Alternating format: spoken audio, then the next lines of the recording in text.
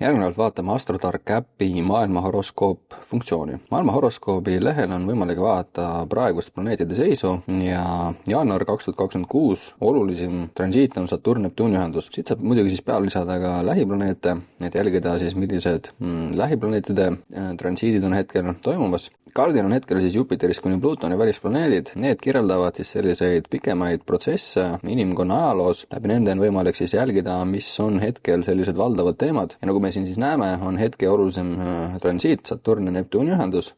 Ehk siis taevas on Saturn ja Neptuun koos. Muidugi on siis siit näha ka Uraan ja Pluto trigoon, mis on järgmisel 34 aastal üsna valdav. Ja siit alla keerides siis näemegi olulised maailma transiidid ja saame siis nende kohta lugeda, mida need endast kannavad. Läbi selle saame siis olla rohkem teadlikud aja vaimust, teha targemaid otsuseid, mõista seda, mis maailmas toimub. Ja muidugi on siit ka ilusti siis näha transiidi aktiivne periood, mis on hetkel, millal on tipud, millal on lained. Nii et kui soovid rohkem teadlik olla praegudest planetaarsetest seisudest, mõjudest, mis ühiskonda valdavad, siis saad seda teha Astrotark äpi maailma horoskoop lehel.